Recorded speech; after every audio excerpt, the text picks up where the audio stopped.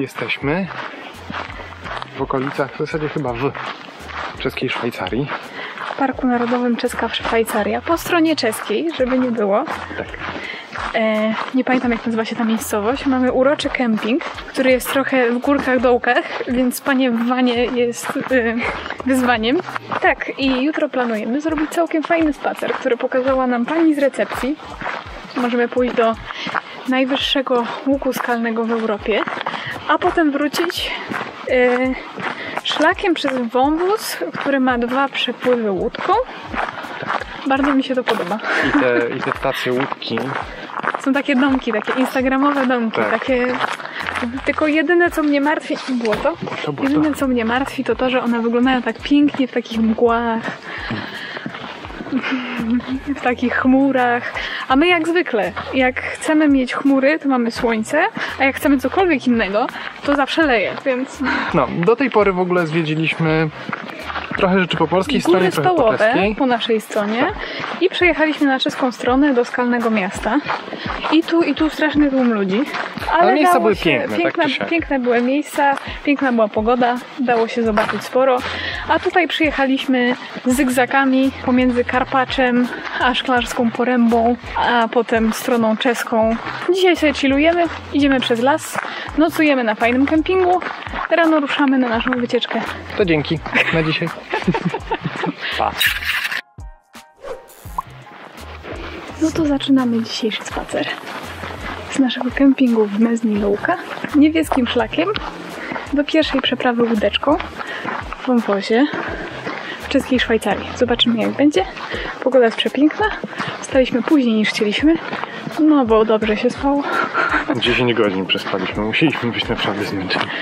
Potem atak os, jak zwykle, utrudnił nam przygotowania. Nie wiem dlaczego one nas kochają. My ich nie kochamy bardzo. 4-5 os wokół jednego samochodu. Wokół twarzy. Do ucha mi jedna weszła, gdzie ludzie dookoła normalnie jedzą śniadanie. Patrzą się na tych jak na debili, a my latamy i po prostu oganiamy się od tych os. Nie wiem. Po prostu mortal enemy. No to idziemy.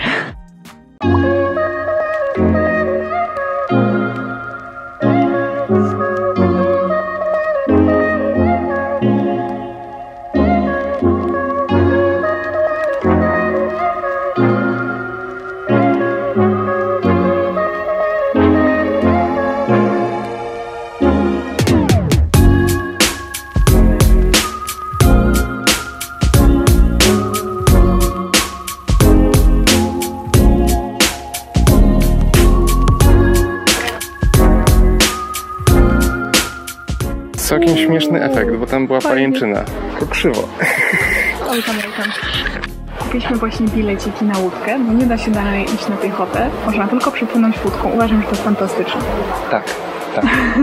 I mamy 2 takie odcinki, to jest pierwszy. Mam nadzieję, że żaden aparat nie wpadnie do wody, jak będzie dało. Znaczy, to może. Zaczęliśmy tutaj. Szliśmy tu do żółtego i czekamy na łódkę. A potem idziemy tu, a tu... Będziemy coś jeść? Oczywiście, że będziemy coś jeść. I potem tu. I Chreńsko. Chyba sobie zwiedzimy to miasteczko i wrócimy przez tą piękną, wielką bramę. I potem... Lakan.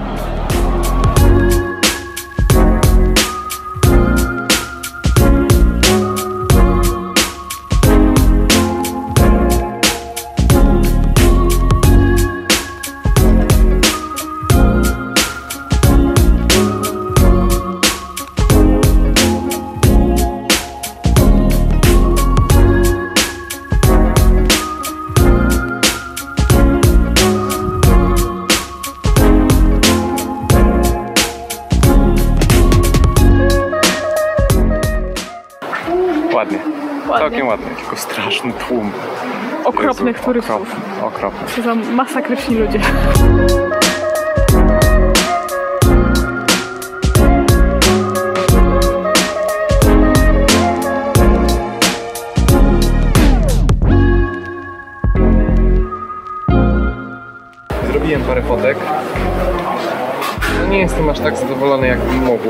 pogoda jest taka jaka jest.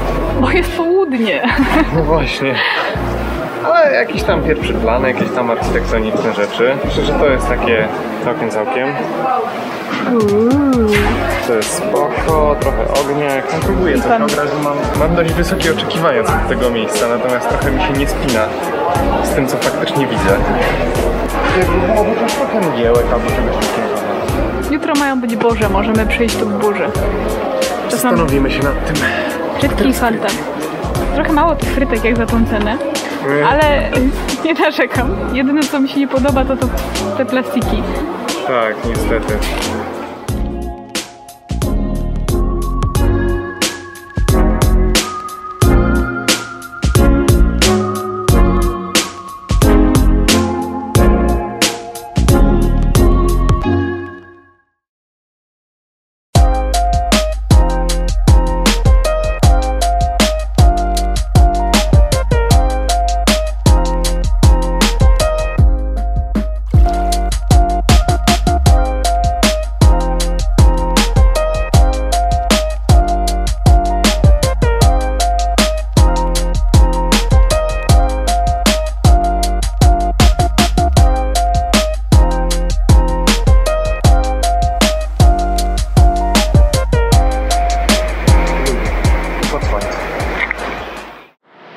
Dotarliśmy w końcu do tej miejscówki, której tak szukaliśmy, nie było jej nigdzie na mapie.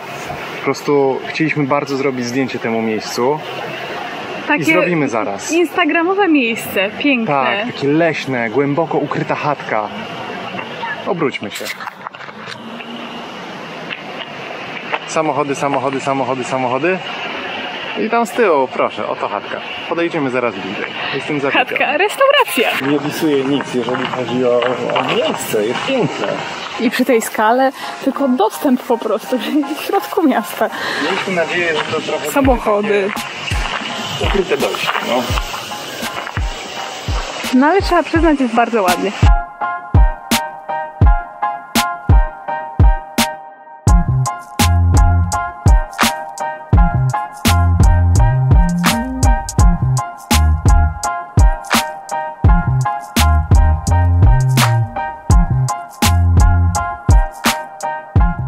Czy jednak dało się znaleźć miejsce, w którym nie widać tej ohydnej restauracji? Bo architektura jest piękna, ale to chyba najgorsza kawa, jaką piłem w życiu. Restauracji nie polecamy. Miejscówka spoko. Chyba tu trzeba przyjść po prostu po zamknięciu. Tak. Ładny jest. Naprawdę ładny budynek. Co to było? Gazownia? Tak, produkowali gaz. Tak, do oświetlania stosowali. A potem przyszła elektryczność tutaj i przestali mieć funkcję tego budynku. I zrobili z tego pensjonat plus restaurację. Wyobrażam sobie, że super się śpi w tym jako w pensjonacie. Tak, ale trochę zmarnowany potencjał, szczerze mówiąc. Mogłoby być dużo ładniejsze. Tak, ta kawiarnia mogła być też, bo w środku jest całkiem ładnie i całkiem klimatycznie, ale te stoliki na zewnątrz tak... No. No niestety.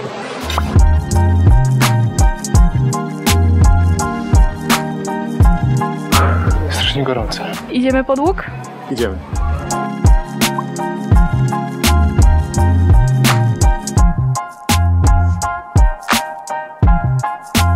Nice! Fajny ten łuk. Łuk jest super. Jak dzikie tłumy pijące piwo, to trochę gorszy widok. Stężenie ostre.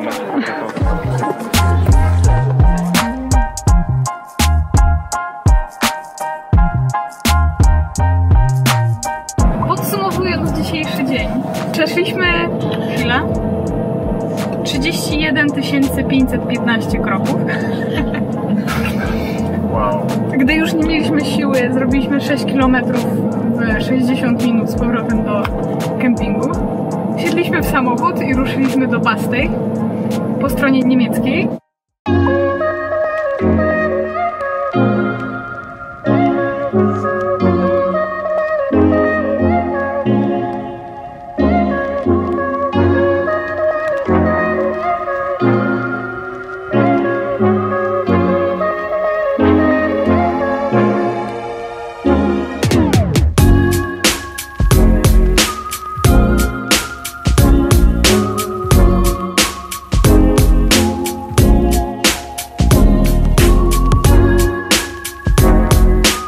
No dobra, kończymy na razie stąd. No i wracamy na kemp, gdzie w sumie nie wiedzieliśmy do końca, czy będziemy mieli miejsce. Tak to jest, jak się przyjeżdża na kemp czymś, co jest a la camper i jak chcesz gdzieś pojechać, to jedziesz swoim domem. Kampery mają sprytnie wyznaczone miejsca dla siebie, a my zaparkowaliśmy po prostu na miejscach dla samochodów. Tam jest taniej, ale ludzie przyjeżdżają, ludzie odjeżdżają. I jak my sobie wyjechaliśmy na zachód, a jest sobota, to ktoś mógł tam wjechać i sobie tam stanąć i my byśmy wrócili na kemping, za który zapłaciliśmy i nie mielibyśmy miejsca w ogóle. Ale zapytaliśmy w recepcji i zapytali się nas, czy mamy jakiś stolik. Pytanie za pytanie, powiedzieliśmy, że mamy stolik. To postawcie go tam, to przecież nikt go nie ruszy. Więc zostawiliśmy naszego Colemana.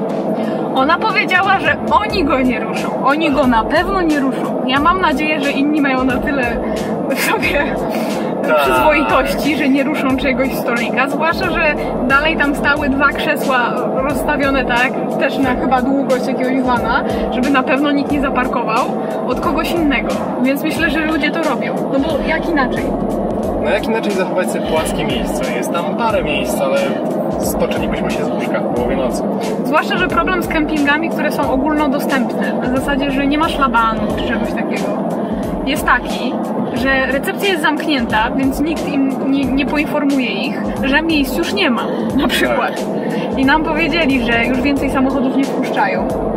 Ale jak ktoś przyjedzie sobie po godzinie zamknięcia recepcji, po prostu przyjedzie i stanie, bo znalazł miejsce, bo my też tak robiliśmy, tylko wcześniej dzwoniąc na kemping, czy możemy. Tak, i generalnie polecamy to robić, bo to taka dosyć dobra praktyka naszym zdaniem.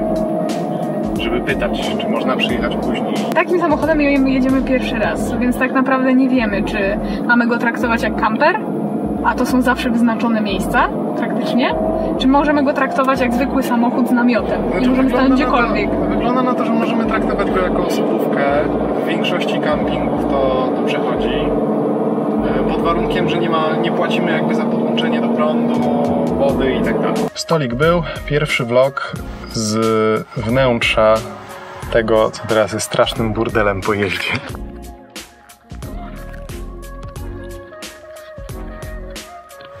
Tu jest... Ja uważam, że jest fajnie.